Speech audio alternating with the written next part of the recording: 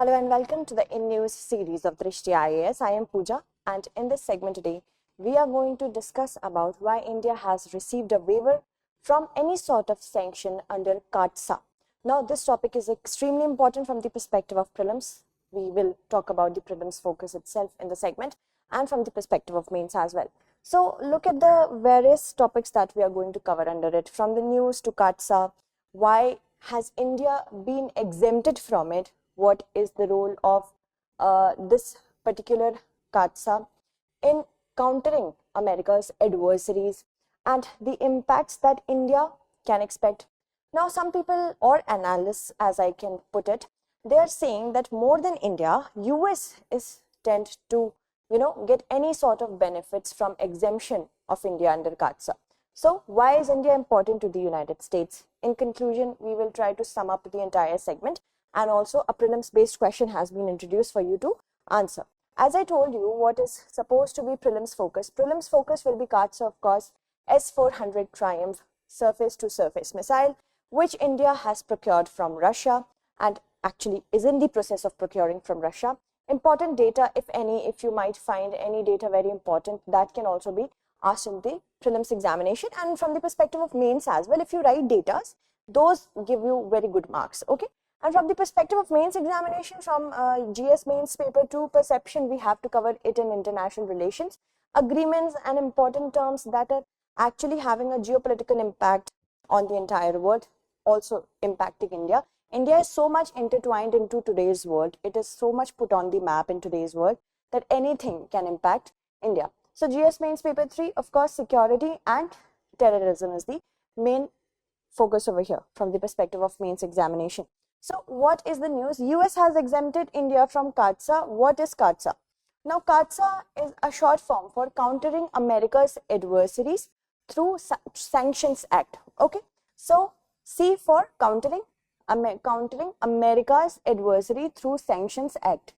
That means simple, to counter whoever are supposed to be America's adversaries by putting them under sanctions. That means by providing them punishments, by inflicting punishment, economic punishment over those adversaries.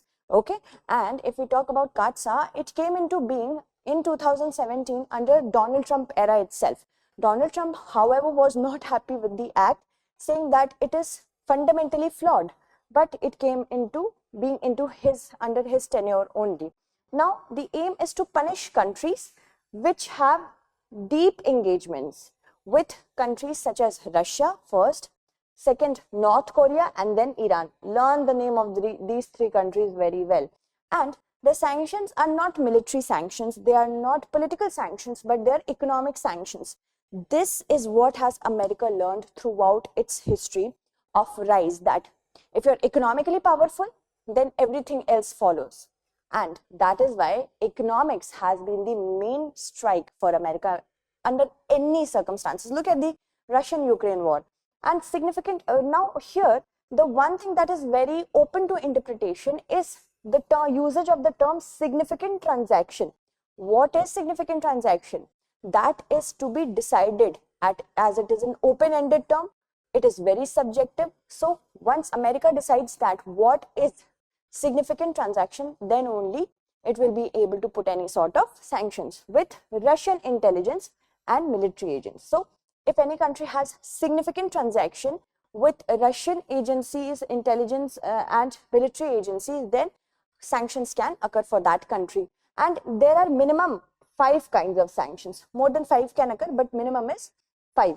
Under section 231 of the law, it notifies 39 Russian entities, which through these particular agencies, if I as India or any other country, I have significant transaction with these 39 Russian entities, I can be put under sanction. These include Rosoboro, Nexport, Sukhoi Aviation, Russian Aircraft Corporation, MIG.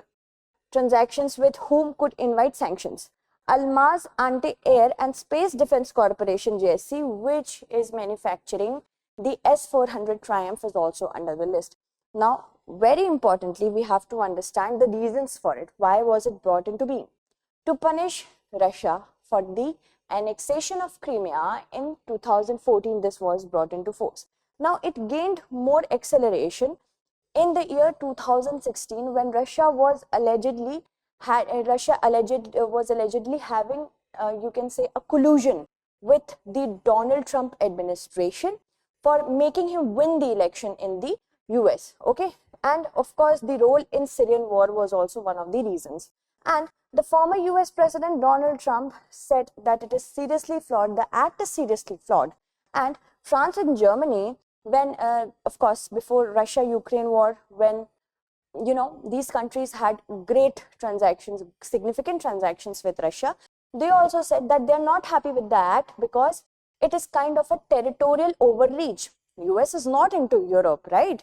So how can a country which is not really very impacted by the economic transaction of a region can, bring out such an act which can have an impact on other countries? Now, of course, the tone has changed after the Russian invasion of Ukraine. Now, there are certain countries that have been sanctioned under this particular act. Interestingly, NATO ally Turkey was also sanctioned for its purchase of Russia's S-400 missile defense system. India has not been sanctioned under it. This shows how important India is for Russia. We will get to that as well. Turkey's main defense procurement agency, the Presidency of Defense Industry, was the entity that was sanctioned. In 2021, the US levied CAATSA sanctions on China's Equipment Development Department of China's Ministry of Defense because they also started getting into relations with Russian agencies. Okay, and you know that if a country is having, a sort of ideological superiority by having a thing like CAATSA, it is very interesting that in times of Russian-Ukraine war, when India remains neutral, India is remaining neutral till now with respect to the bilateral relations, whatever it is having, Russia and Ukraine, whatever they are having between them, India is not interfering between them, saying they should diplomatically resolve this, this entire situation. And of course, India has remained one of those countries which is following an independent foreign policy. Now, let us talk about S-400 Triumph missile system, as I am mentioning it all over and over again. It is a mobile surface-to-air missile system. A very tricky question can be formulated here. It is a surface-to-surface missile system, or is it a surface-to-air missile system? From surface, it will go towards the aerial targets, which has been, manufactured by Russia. And this is a modern long-range surface-to-air missile system in the world, SAM. Okay, surface-to-air missile. Okay, and it is much ahead of the US-developed Terminal High Altitude Area Defense System, that is also known as THAAD. Okay, just read it here. THAAD, okay, and it can engage all types of aerial targets. The thing is that it can engage so many types of aerial targets which can range from aircraft, UAVs, and ballistic as well as cruise missile within the range of 400 km, and the altitude up till which it can go, it is 30 km. Extremely efficient, and it can target 100 airborne vehicles, UAVs, aircrafts, and it can engage simultaneously with 6 of them. That means one Triumph system can engage simultaneously, that means at once, with 6 different missile systems. And this is something that is giving an edge to this particular missile system over the others. Moving on, if we talk about the other important aspects of this, why was China into the radar of it? Now, first thing that we have to understand over here, why are we getting this particular missile system? Because it is very important for India. Why? Because China bought the system. China bought the system, and India, India being such a friend, such a huge friend, you can say such a time-tested friend of Russia. Do you really think India wouldn't, go for a system like this? Specifically, if we are surrounded by unfriendly countries like China and Pakistan, and the world is more volatile than ever. So India's acquisition is crucial to counter attacks in true two-front war with China and Pakistan. And China is in the target list of systemic threats that NATO has called Russia and China both. So China, to counter China, US needs India, and India needs to, of course, upgrade a robust defense system. Also, India is into engagement with, buying high-end F-35 US fighter aircrafts as well. So India is having a good kind of defense interest both in Russia and, of course, US. So why is India exempted from it? Since 2021, there was a buzz that India won't get a waiver under the CAATSA, but India did. Since 2021, Joe Biden, it was said that Joe Biden is contemplating giving India any sort of exemption. And of course, this was a recent statement by America that India is a really important security partners of ours now. Specifically, if we talk about the Russian-Ukraine war, the China's impending and inevitable threat to Taiwan, and its dominance in the South China Sea and the Indo-Pacific region. And we value moving forward that partnership, and I hope that part of what happens with extreme criticism that Russia has faced is that India will find it's now time to further distance. India has continued its neutrality, as I told you in the beginning, and hasn't joined any of the sanction against Russia. India never condemned Russia. That is not ours to speak. That has remained India's foreign policy. As 𝐃𝐫𝐤𝐬𝐻, Minister of External Affairs, has said that why does Europe think that its problem is world's problem and Asia's problem is not world's problem? So that was the thing that 𝐃𝐫𝐤𝐬𝐻 called out, Minister of External Affairs.